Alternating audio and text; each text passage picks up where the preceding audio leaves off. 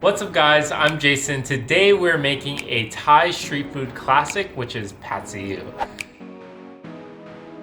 This last weekend, Angie catered some Thai food, and with that we had some padseeew. It's my favorite Thai noodle dish. I eat it more than any other Thai dish. That being said, the padseeew that we ordered was okay but not great. The noodles were a bit gummy, the meat didn't have any good browning on it, there wasn't any smokiness from a wok, and on top of that, they were skimping on the veggies. So today we're going to give this dish the respect it deserves. This is padseeew done right.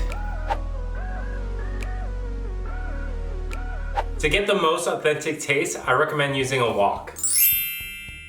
You can use other pans, but a wok will give you that smoky, authentic flavor, that glorious wok hay that you want. Also, if you're gonna make padseeew, I recommend cooking it one serving at a time. This dish is meant to be cooked on high heat to allow the noodles and the sauce to really caramelize. If you overcrowd your wok, your noodles won't sear properly and they'll get mushy. So whatever you do, don't overcrowd your wok. All right, let's get started. To make one serving of padseeew, I'll be using about 1 1/2 cup of gailan or Chinese broccoli. I like a lot of veggies in my padseeew. If it sounds like a lot, don't worry because it will wilt down. First trim the end, then slice the stems at a 60-degree angle.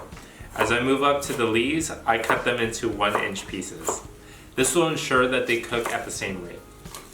Make sure to have them completely dry before you cook them. You don't want to add any extra moisture to the wok. You can wash them ahead of time or dry them with a salad spinner. I have here 4 ounces of beef chuck short rib sliced into bite-sized pieces. You can use any type of protein that you want, pork, chicken, shrimp, or tofu. I'm going to season the beef with 1 teaspoon of soy sauce, half a teaspoon of shaoxing rice wine, half a teaspoon of cornstarch, and half a teaspoon of oil. Give it a good mix and let it marinate for 10 minutes. I'm using rice noodle sheets, but you can use pre-cut flat noodles or whole fun if you can't find these. This is 16 ounces, but we only need 8 ounces of noodles for one serving. My rule of thumb is to double the ounces of beef that I'm using to figure out how many ounces of noodles I need. I find that to be a good noodles to meat ratio. I personally like my noodles pretty wide, so I'm going to cut them so that they are 1 to 1.5 inches in width. Right here, nice and thick. Make sure that they are separated before you cook. If they have been refrigerated, just throw them in the microwave until they're soft, and that way they're easy to work with and won't break on you. This is everything we'll need for our noodle sauce. 1 1/2 tablespoons of oyster sauce, 1 tablespoon of Thai black sweet soy sauce. You can use the non-sweet version, but you'll need to add more sugar to sweeten up this dish. Same goes for Chinese dark soy sauce. 1/2 tablespoon of soy sauce, 1/2 tablespoon of fish sauce. This is the good stuff. First pressed 100% pure fish sauce. Most fish sauces are second or third press. In a nutshell, this one packs way more umami flavor. And lastly, we'll add a few dashes of white pepper. I'll also use 2 cloves of minced garlic, 1 egg, and 1 teaspoon of sugar. First thing we're gonna do is heat up our wok, add some oil, and then we're gonna cook our beef. Be sure to spread it out and let it sear to get that browning. That browning is flavor. Give it a flip.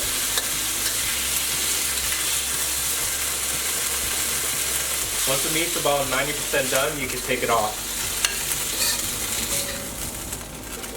In a clean wok, add some oil, your garlic, and cook until fragrant on low heat. Once it starts to brown, I'm gonna push it off to the side, add in a little bit more oil, then I'm gonna go in with my egg.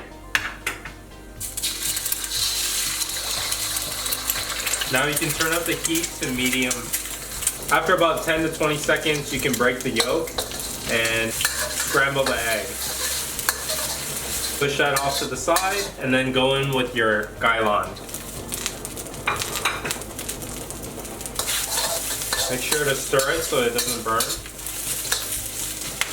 I like to add a pinch of salt. You want to cook it for about 1 to 2 minutes until all the leaves have wilted down. It looks pretty good. And then we're going to toss in our rice noodles.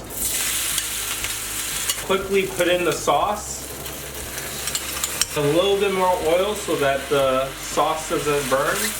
And then you're gonna mix it until it's well incorporated. Now what we're gonna do is we're gonna add in our beef. And we're also gonna add in a teaspoon of sugar. So now what you wanna do is you wanna let the noodles and the sugar caramelize. So I'm just gonna leave it for 30 seconds to a minute and not mess with it. Sear the other side, give it a flip. And that's it, we're done.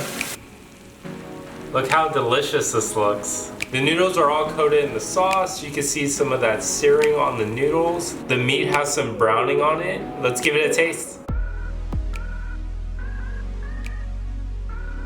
It's got that smokiness from the wok. It's sweet and salty. Compared to the padseeew that we ordered and got catered, this one just packs way more flavor. I might be biased, but this is damn good. This is how you make padseeew. Thank you so much for watching. Just a little background story. The reason why Angie catered Thai food was because she was planning this super secret surprise birthday party for me.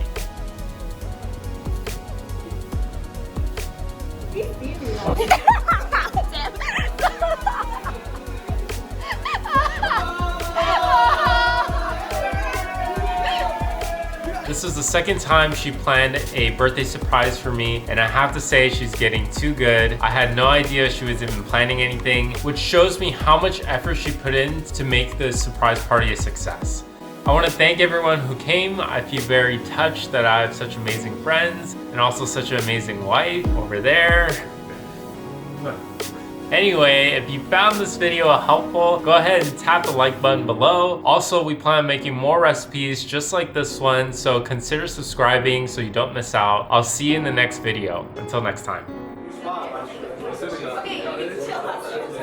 We have jalapenos, we have noodles, some cabbage, some bell peppers, some sauce. I'm the worst saucer ever. The sauce has brown stuff in it and a little bit of juice, so it's gonna be so yummy.